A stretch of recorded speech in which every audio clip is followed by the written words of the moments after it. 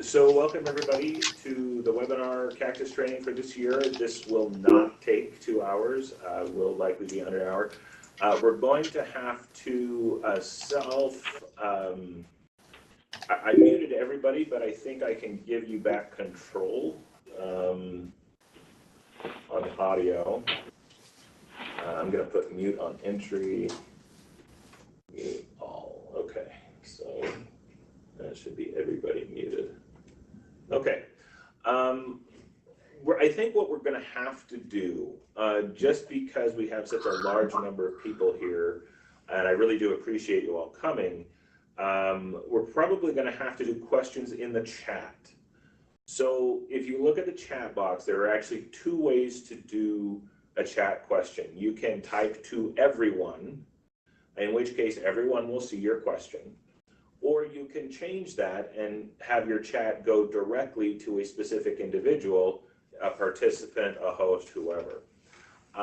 So what I would like you to do, if you have a question, would be to put that either into everyone, or if you'd like it to be more private, you can send it directly to me or to Erica so that we see those questions. And hopefully everybody can hear me at this point where we're recording it. So we'll go from there. All right, so now I gotta share my screen. Oh, I can't share my screen because I told myself I couldn't share. Good job. Okay, now I can share. This is probably gonna be some weird kind of double. There we go. Like seeing the video in the video, that's weird. Okay. Present. There we go. Okay, I'm sharing my screen. Okay, so when this is up, Erica, just so you know, I cannot see chat. So if anybody asks a question, so don't send questions to me via chat. Send it to Erica because I can't see them at the moment. So once again, thank you for coming. If you have questions, please write them down. We are going to have to do it that way. So what we're going to do today, just what we always do, shouldn't take too long, but we have some policy updates and reminders. Then we have a couple cactus updates, not much there, and then just some general reminders, and we'll be finished. So I'm guessing maybe 30 minutes without questions, and then tack on however many questions everybody's got, so we won't fill your afternoon. The first thing to be aware of are changes with the teacher salary supplement program. So these were in the last legislative session. Basically, what they've done is they've taken the national board program and split it off to be its own program rather than part of TSSP. And then they also added a new qualification for TSSP. So right now, if you're unfamiliar with it, the TSSP provides a salary bonus to math, physical science, computer science, and special education teachers that have degrees in their area. So if I'm a math teacher, I need to have a degree in math. If I'm a special ed teacher, I need a degree in special ed. So, excuse me.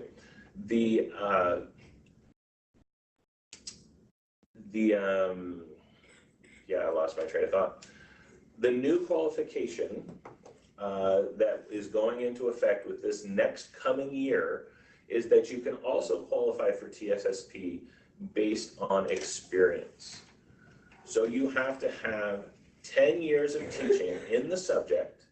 You have to have been licensed and fully qualified during those years.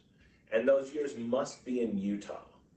But if they have those 10 years, then they can qualify for the TSSP through that route. That had a significant fiscal note. A lot of teachers have asked me, well, why 10? Why not 5? Why not 15? 10 is what they chose to do. It did have a significant fiscal impact. I know Representative Christopherson has talked about maybe trying to change it in the coming years. But every year we shave off that qualification is more fiscal note, that more money it's going to cost. So that's where they started. So next year, instead of getting phone calls about degrees, we expect to get phone calls about years of experience and what if CACTUS isn't correct, and we've had issues with that in the past. We're still finalizing that. We know, our policy in the past has been that we only change previous years in Cactus if there's a compelling licensing reason to do so, just because otherwise it opens up a whole can of worms that we can't contain. For this particular process, we're still figuring out how we're going to handle it. It's likely that we'll handle some kind of other option so that we don't have to change previous years, that we can somehow say, yes, this person has the 10 years and we verified it, here's the verification. It'll probably be something like that, because we really don't want to start changing Cactus assignments from 1994. It's just a can of worms we don't want to open. So hopefully that helps. There was a lot of consternation this year with special ed being new and people not understanding the degree requirement. So just be aware of that. Erica asked me about if it's the same area as math, science, special ed. Correct. It is still the exact same areas as the current year. So math, physical science, computer science, and special education. And they have to be teaching positions. Okay, the National Board Certification Award got changed this year.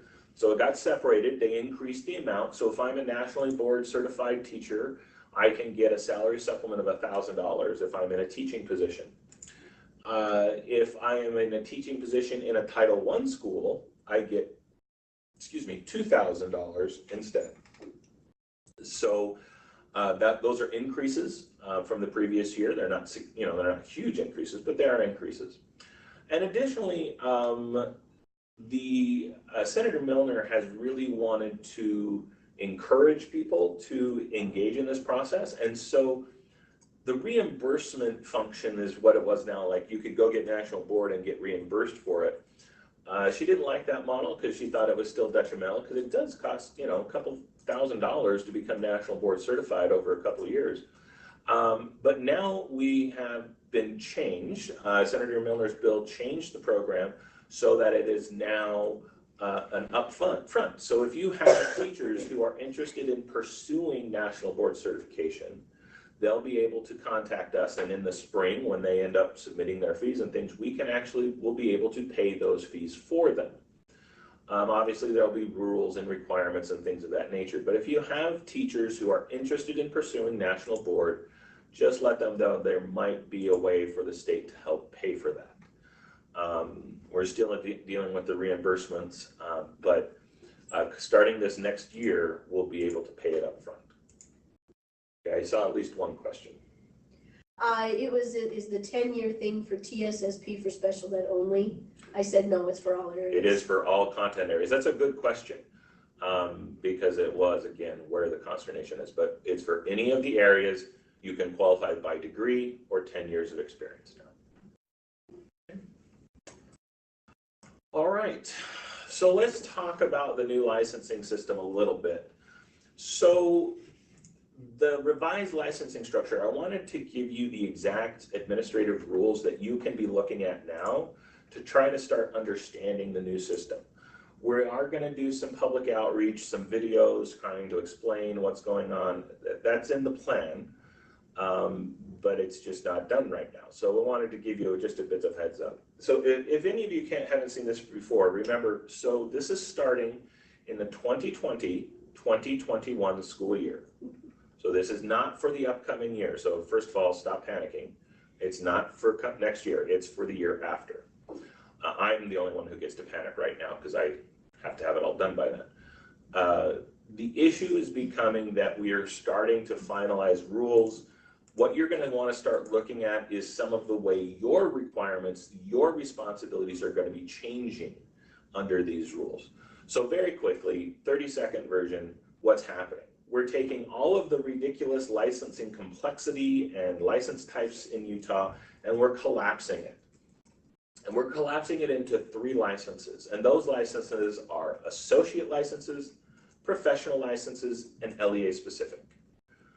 What that means is associate is someone learning how to be a teacher, professional is someone who's met the requirements to be a licensed teacher, and LEA specific is someone who's met local established criteria for a license. There are a lot of details to that, okay? But ultimately, the associate professional LEA specific, that's them in a nutshell. Learning to be a teacher, I am a teacher, I've met local requirements. So what I'm talking about on this slide is there are a couple of sections that you probably want to start thinking about now, because they're going to have requirements that you have to start implementing in the 2021 school year. We've lost sound. Jocelyn says she's lost sound. Lovely. I didn't even know how we could monitor that. Oh, okay. Oh, it looks like it was just Jocelyn. It was just Jocelyn. Wow, It was that's just weird. Jocelyn. Okay. New technology, hooray. Yeah, they changed everything on me this year. Where was I? Oh, so 301 has some things for you to think about. First of all, this rule has been established in its final form. It just doesn't go into effect yet. So you can actually look this up on the rules website. If you go to rules.utah.gov, go to education, you can see the exact wording of the finalized rule. Personally, I would really recommend that all of the old copies that you've seen or downloaded or that I've sent out to you, anything like that, just get rid of them and just go to the website, because there are so many versions and things changing that ultimately you want to make sure you have the most up-to-date, and the rules website is how to do that. So there's two things that you're really going to want to pay attention to. Section 4 and 10 talk about how you as an LEA are required to support associate license holders. One of the things we keep talking about is that I is going away. There's not going to be level 1 to level 2. That doesn't mean you don't need to support your people learning to be teachers, whether they are in a program, an associate, or a professional who's brand new right out of college. So the way the work licensing, or the way the rule is worded, is that it says that you are required to provide these supports to anyone on an associate license and anyone who has a professional license and less than, I believe it's 3 years of experience. So you're required to provide that instruction, that support. And there's a few details in there, but it's pretty open for some interpretation. But that's why you want to start looking at it now. How are we going to support our associate licensed educators? Section 7 is the section on LEA specific licenses and has a few requirements that basically it says if you want to use LEA specific licenses, you have to do these things. So LEA specific is basically replacing letters of authorization. There's really nobody in here in this meeting that doesn't use letters of authorization when they need to. So when you look at LEA specific, don't think, oh, we don't do LEA specific right now, so we don't have to worry about that. That's not what this is. The new LEA specific is most similar to letters of authorization. So the requirements in that section are pretty much going to apply to everybody. I'd be shocked if anybody doesn't actually have some of these. It has again, you're going to want to go to the specific rule and figure out how are we going to figure this out, because we're going to have to take these requests to our local board. How are we going to do that? Are we going to use a consent calendar? Are we going to use some other method? How are we going to do that? What's the timeline? You know, we're working on the deadlines for funding and things, but right now they're November 15th. So you have to back map from there, assuming it doesn't change, and it may change, but you have to back map from there saying, okay, if we hire somebody, how long does it take us to get these requests through our board so that we can get this license requested? Those kinds of issues. Additionally, letters of authorization can be requested for 1, 2, or 3 years. So part of the other thing you can think about is what is going to be our local policy? How are we going to know what to request? You know, maybe out of state gets 1 year right off the bat, but you know, someone who's on the path to APT, ARL, whatever replaces it, those kind of things, maybe we give them 2 years, or maybe this is just a long-term thing, so we're just going to do 3, and then in 3 years we'll revisit it. So it really leaves some flexibility in your local policy, but it's something you want to start thinking about now. The other thing on LEA specific you're going to want to do is reach out to your IT folks. If you utilize LEA specifics, you're required to provide specific licensing information on your website. Excuse me. And the rule will give it to you in more details. But let me just tell you, IT people think 1 year out is a short timeline, so start talking to them now. It really depends on you know, how your IT works, how your website works, but there's some specific requirements on there that you probably want to start thinking about now. Erica had to step out. I'm going to see if I can open the chat. Okay, so will there be a time limit on LEA specific licenses? So yes and no. So the first request, there is no limit whatsoever. So anybody can have one, you know, and you can request it for 1, 2, or 3 years. The rule says if you want to request the renewal of an LEA specific, then we will have to take it to the state board for approval. So this is how we see it working out. And again, this is all still subject to change in details, but this is how we're guessing it's going to work, is that you request an LEA specific license once, it lasts for 3 years, then it gets taken to the board. So you're going to have to defend, why is this person still on an LEA specific? Why haven't they moved to associate? Is this really the long-term solution? You know, other things, you know, it's the whole unreasonable and untenable stuff that we've done before. And so that's what you're going to be looking at when you go for that renewal. There's also, what if I request it for 1 year and then I actually thought I only needed it for 1, but I really needed 2? We're talking about that. It'll likely be somehow to extend it, but my goal is to have as few of these going to the state board as possible so that the state board can highly scrutinize them. If there's 3,000 LOAs, they can't look at 3,000 LEAs with a discerning eye or a critical thinking eye.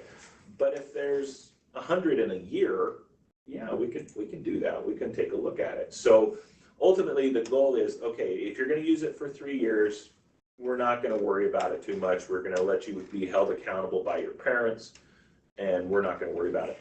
But once you get beyond that 3 years, that's when the state board has to renew it.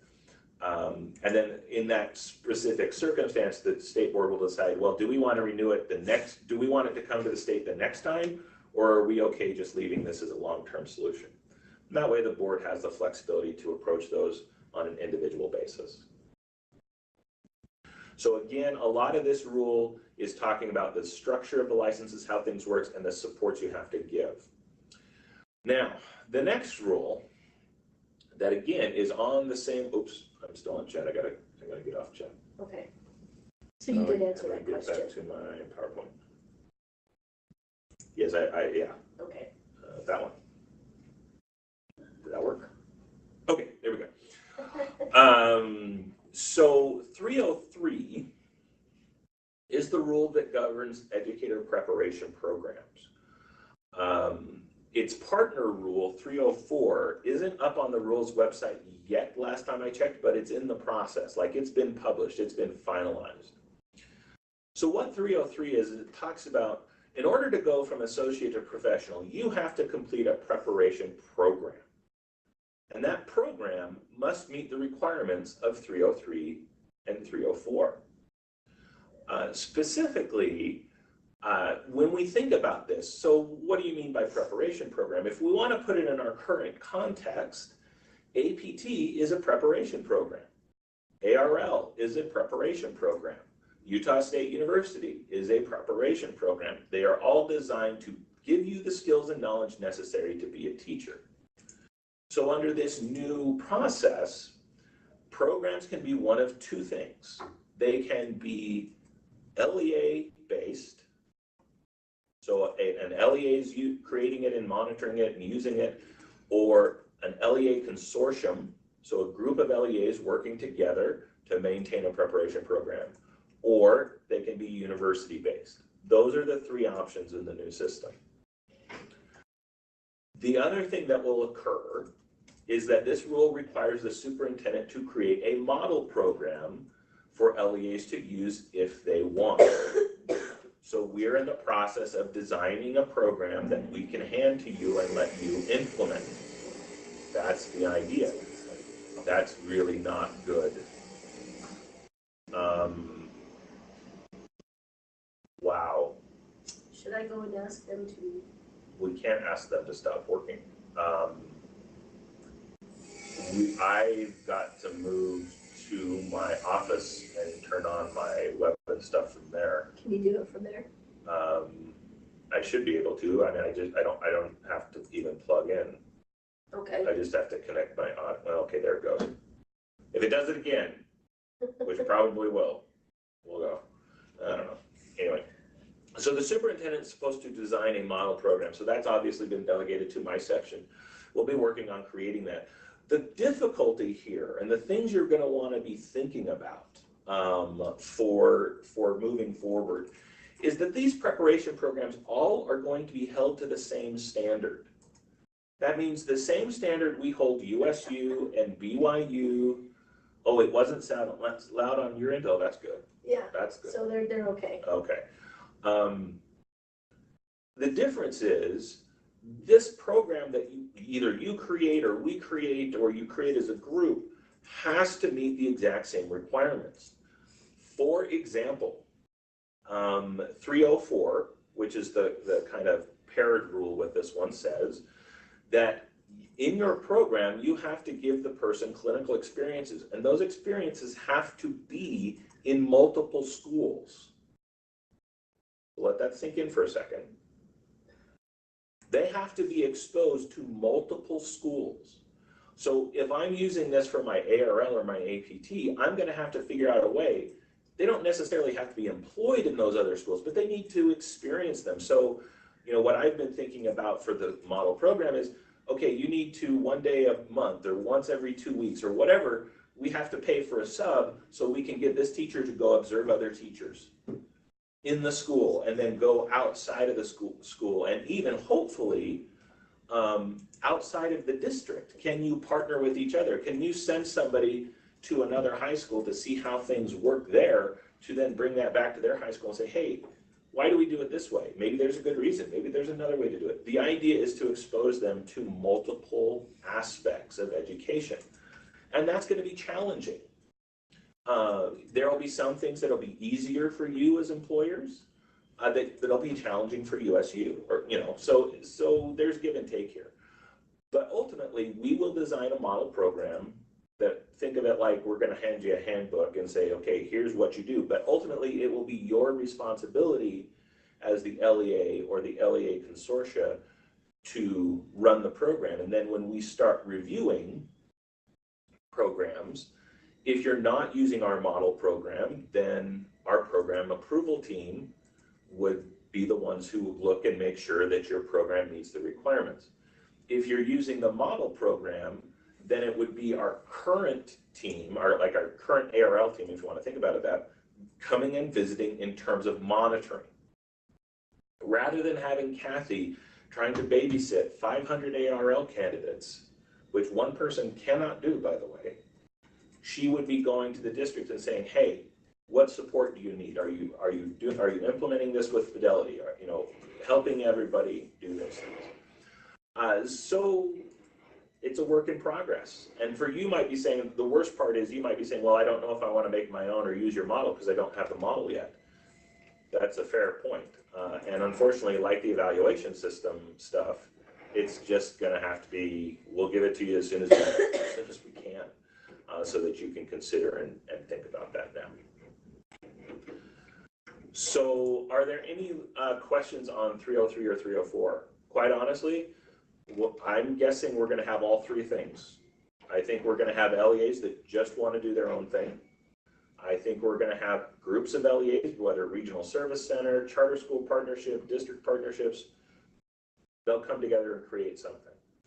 Or, you know, using a university. It's not outside the realm of a possibility for you to partner with a university and say, we'd like this to be part of your program.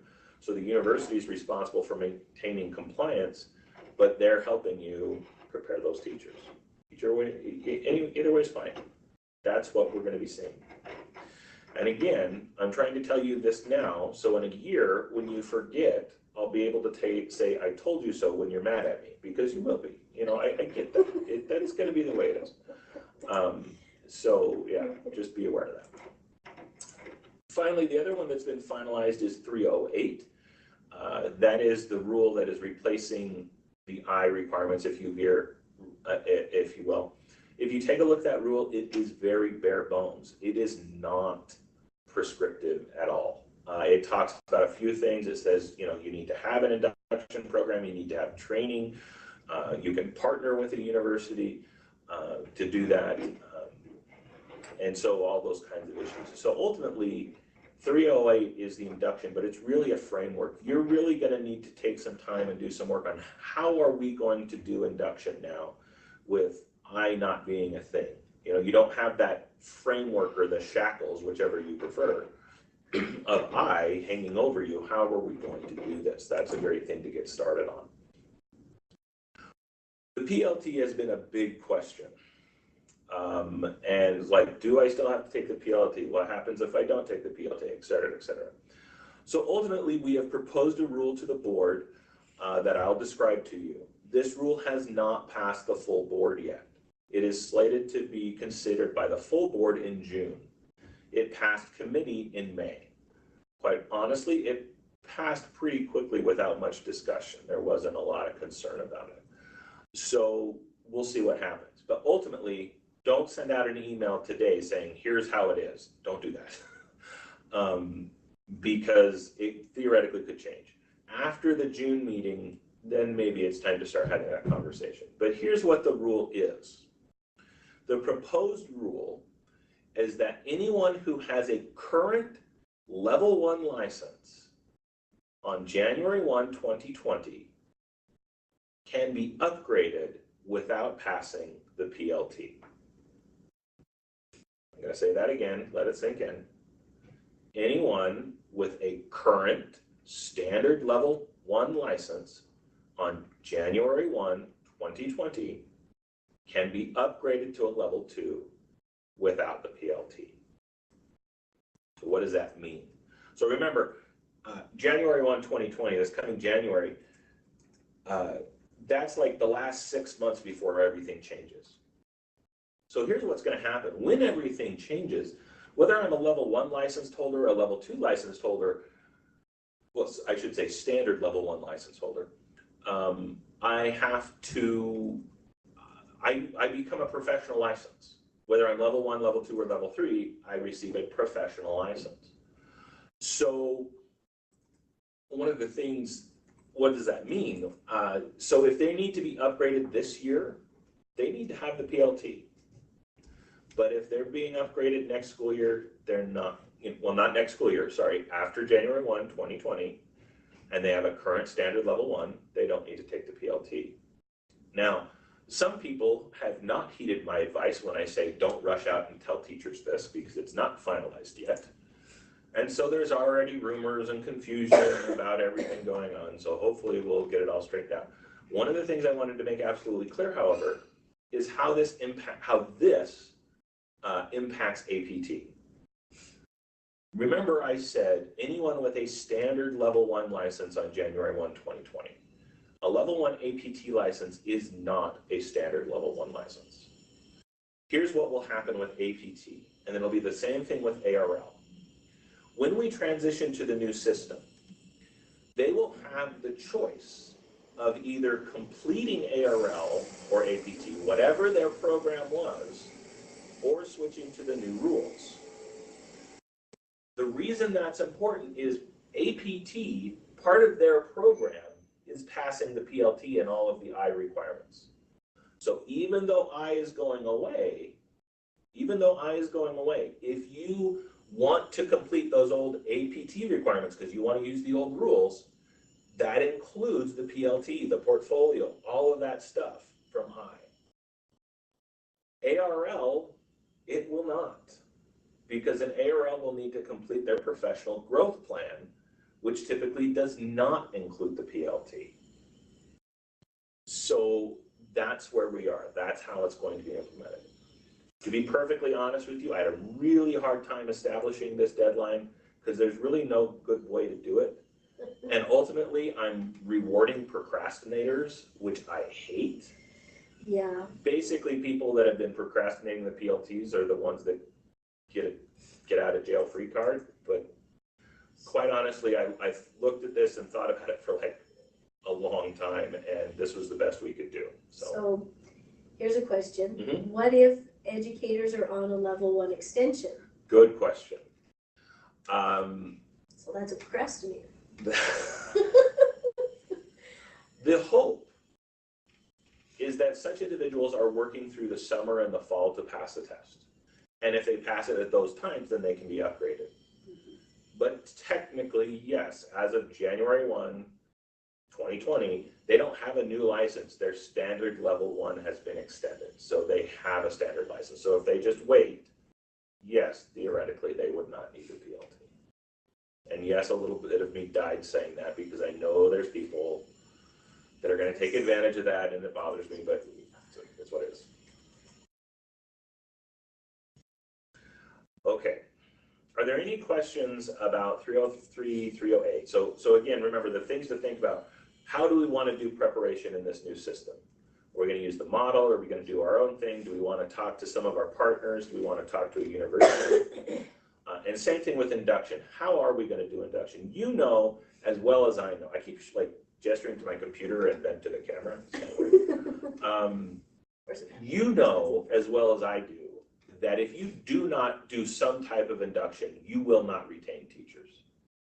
We know that. The research is out there. You need to have induction. You need mentoring to bring people into your system so that they won't leave. You've got to retain them. So you're not going to be able to say, well, I guess you can, oh, we're not going to do anything, or, you know, whatever it is. But we all know also that I has always been an unfunded mandate, which, like, here's all the things you need to do, but by the way, we're not going to give you any money to do it. So that's why this rule has been pared down to the bare bones, so that, again, you can decide what's the best way for us in our LEA to implement that.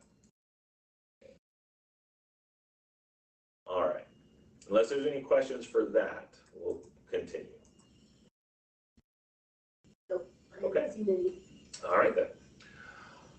So these won't look new, but these are things that cause issues with funding, with auditing every single year. So I'm just going to put them out here.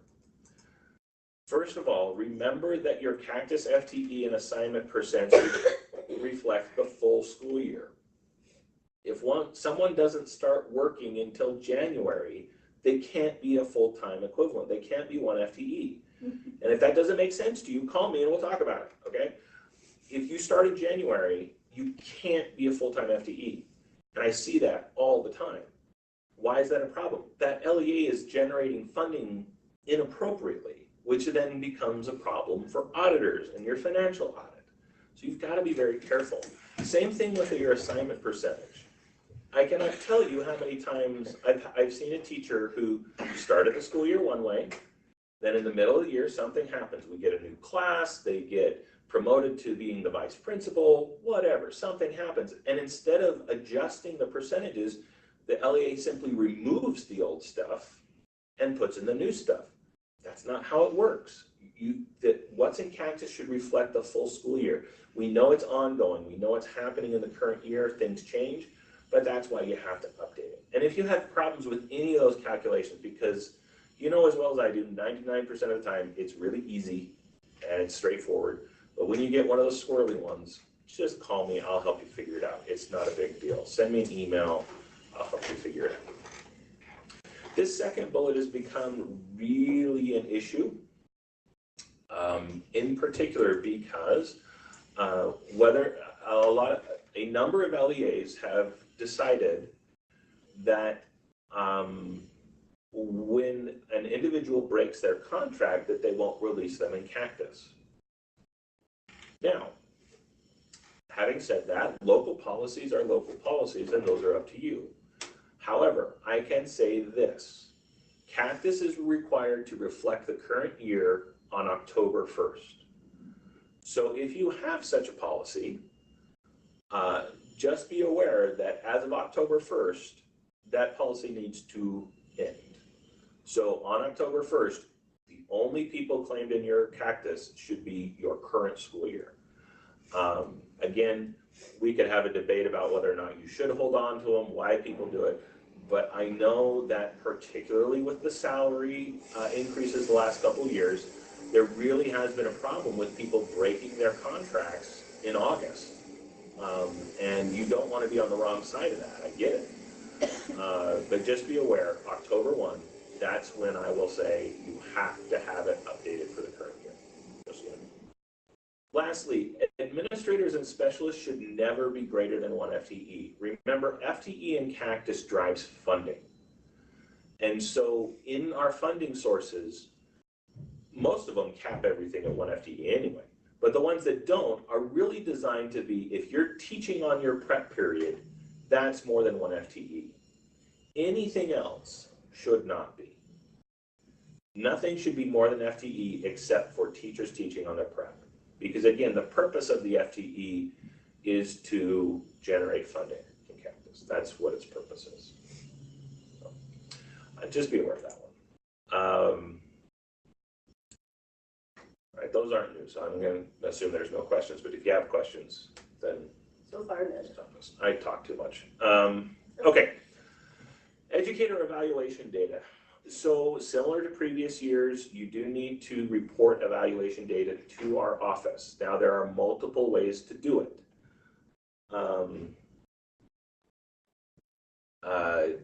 The educator evaluation data can be done individually in CACTUS. If you want to use CACTUS for this purpose, you can. So you can actually log into CACTUS, you can open a screen, and you can put in your people one at a time. There's also a bulk entry option where you can prepare a spreadsheet and then use your computer to import it into CACTUS so it all uploads. Those options are available. Your other option is to report it through the spreadsheet. So this is, if you're not comfortable putting individualized evaluation data in CACTUS, you can use a spreadsheet. What you do is you send an email to Kristen Campbell, and she will send you the spreadsheet.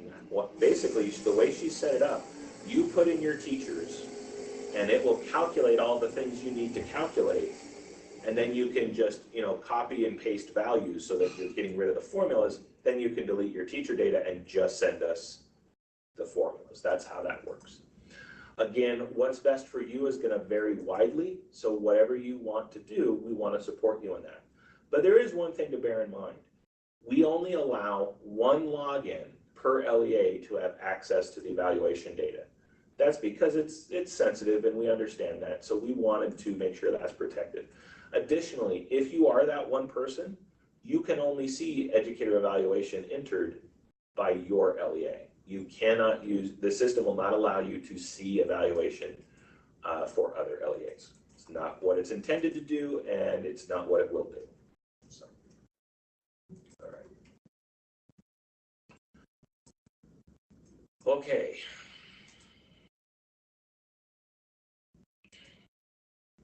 Course codes, as always, are being updated, and as usual, most of the changes in the course codes are in CTE this year. So be aware of that. A lot of times, quite frankly, I get a lot of panicked phone calls in June because the CTE code changed and the CTE director didn't notice until June. So just a prod reminder, CTE is the one. You can go to our website. There's a list that shows all the course codes that are changing. They're pretty much CTE. I think they're also adding the kindergarten dual immersion course code this year. So if you've been hoping for that, your wish finally came true. Okay. This one has been something that's been rearing its ugly head lately, and that is CRDC. If you're not familiar with civil rights data collection, should probably be thankful. So CRDC is civil rights. They do data requests about the qualifications of your teachers and all kinds of things. And they have been reaching out more and more. It used to be like if you were a big LEA, you probably already got this every year, but small LEAs would only see it every few years. CRDC has really kind of stepped up, and they're reaching out to a lot more LEAs now. So one of the things we wanted to make sure you were aware of, there are a number of reports in Cactus that will give you the data you need for CRDC stuff, but you have to run it before the end of the year. If you don't run it before the end of the year, it rolls over and then the report won't work anymore. So ultimately, I've listed 6 reports here. You did do that, okay. And so when this video is available, you can refer back to it, or we'll also email it. That's not a big deal, but we'll send it out to you so you've got it. These reports, if you run them and then store them, you need to export them, you need to print them to a PDF or whatever. If you will run these before June 28th, because remember June 30th is on the weekend this year, June 28th, then you'll have this if you need it. Now, hopefully you won't need it, but then you'll have it. Okay, I have a question from Erica Hancock. Okay. This is about evaluations. She says that one of her principals told her that if we enter an evaluation of 2 or lower, that we have to submit documentation as to why. Is that correct? That may be a local policy. Okay. As far as reporting to the state, I'm unaware of any such requirement. Okay.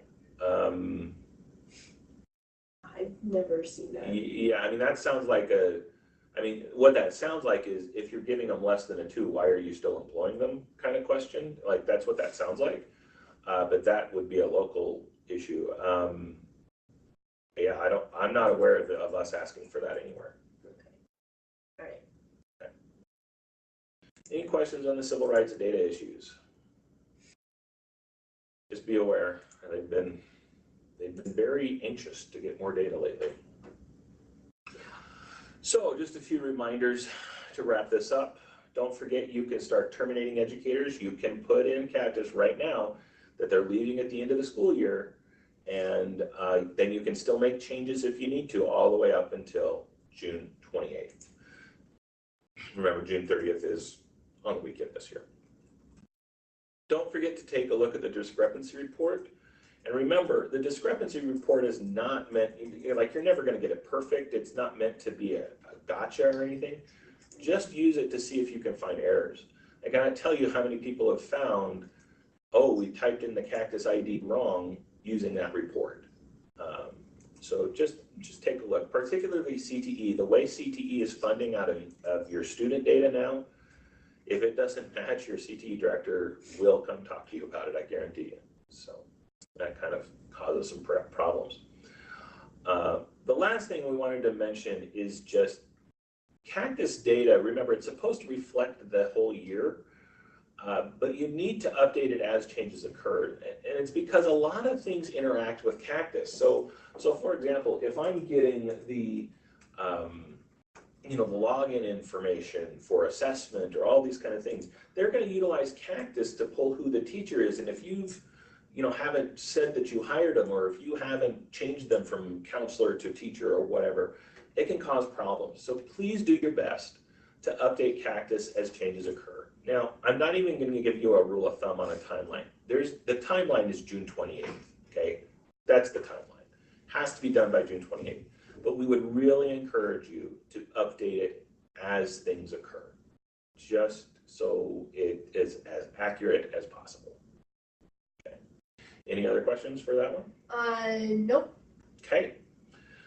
That is So far all we have. If you'd like to ask any questions about the new licensing system, about the rules, I'd be happy to stay and chat about that. I'm going to do something that's probably a terrible idea. What about licenses for guest teachers, international? I'm going to give you control of your microphone. So you should be able to unmute yourself.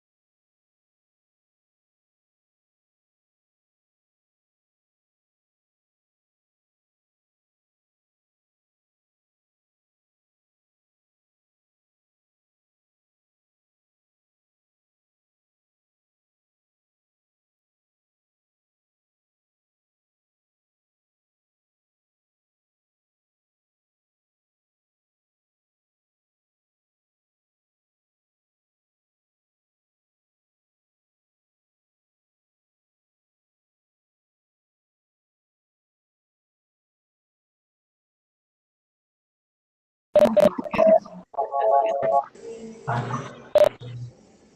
okay. I muted everybody, or I unmuted everybody, then muted them again. So hopefully, I don't know.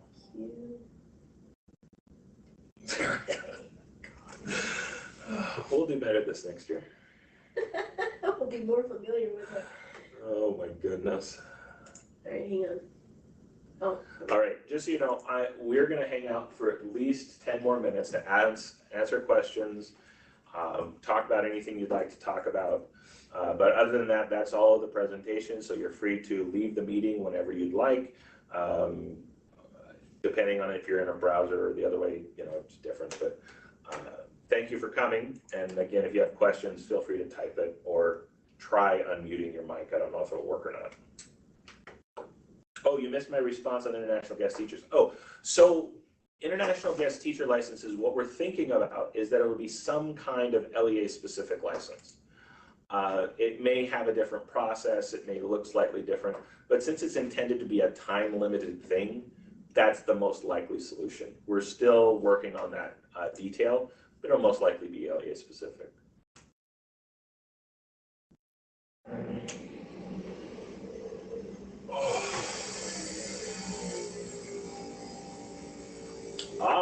Very good question.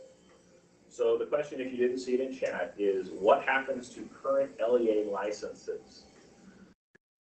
Right now, what it looks like is that current LEA licenses will end. They'll expire. And so going into that first year, that 2020, 2021, if LEA specific is where you want to go, you will likely need to request it under the new rules and procedures and then go from there. Oh, and I should say, for like all the standard licenses that are changing, their expire dates won't change. Like we'll leave the expire date the same, like so we don't have everybody renewing 1 year. But for LEA specific, since they don't really exist in the new system in the same way, they'll just expire. ARLs and APTs will be given associate licenses, which then they'll have to either complete the old rules or complete the new ones. Oh, deadlines, that's what we didn't talk about. Oh, that's an important one. Okay, APT. Oh, yeah. We will take open APT applications until September 1st. So anybody in the public that takes the test, passes it, does the background check, ethics review, they can request an APT license up till September 1st. ARL, we already have a normal open enrollment ends July 31st. So that's the open enrollment. So open enrollment for ARL and APT are ending. Now, if you are hiring a person and you want to get them an APT or ARL license, you have until November 1st. Okay? Because what we have to do is everybody who's in those programs on January 1st, that's who has the option to do either the old or the new rules. So we're still going to do the thing with ARL like we always do. Like if you're interested in hiring someone, you want us to take their application, just let us know, we'll take it and we'll process it. But no, that has to be in by November 1st. And APT, they have to have the test passed before November 1st if they're going to want to be using that route. They have to have the test passed. And if they take the test in October, they're not going to have their results back yet. So if you're using APT for anybody for next year, make sure they've got their content test passed as soon as possible. November 1st to apply or to be accepted in program. For us to accept the application. So after November 1, you could call us and we'd say, no, we're not taking any new ones. What we have to be accepted into the program, that deadline is January 1st. That's right. That's why the stagger. So that way we have 2 months to, process all the applications and get everybody in that needs to be and go from there. Will I be sending out a brief explanation related to the licensing changes? No, because I'm lazy. But let me explain. I'll be doing we're going to do a series of videos so that you can watch it. I've used the presentation a couple of times now, it's actually on YouTube in the, I think it's the Licensing. like the mentor meeting that they did in May. It's on YouTube. We're gonna do a series of videos to try to explain it, and that way it'll be out there on the USBE YouTube channel. Teachers can just be referenced to it. Then they don't get lost in the details, because I swear nobody reads my website anyway, so why bother? But we are gonna do some videos to try to get more information out there. Yes, Priscilla, that is correct. No fee still. Licensing is currently funding out of the general, I think it's the education fund, but Yeah. it's funded out of Jetter.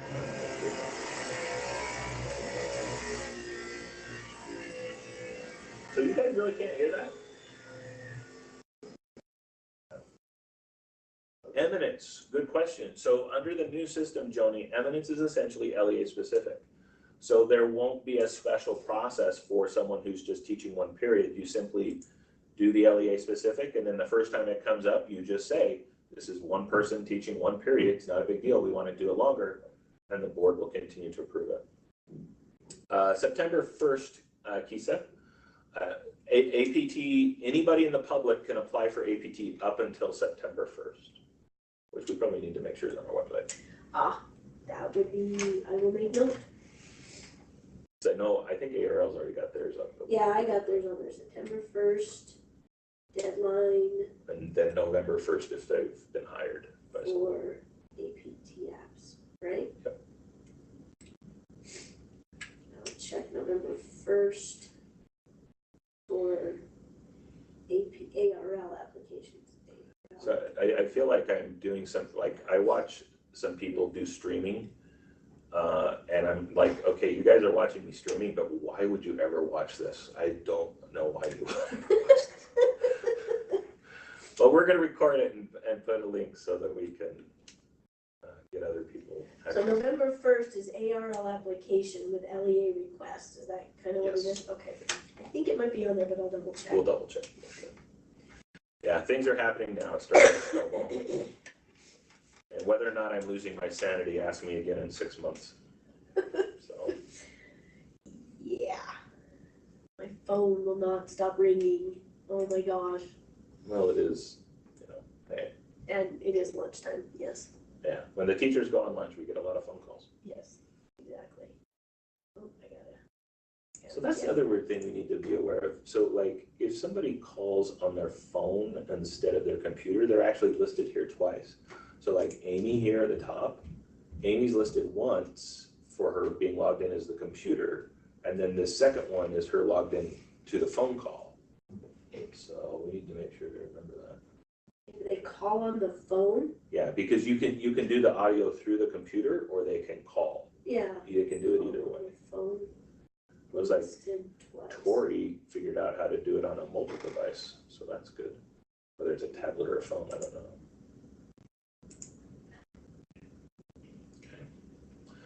Is that why I'm getting two things? Yep. Okay.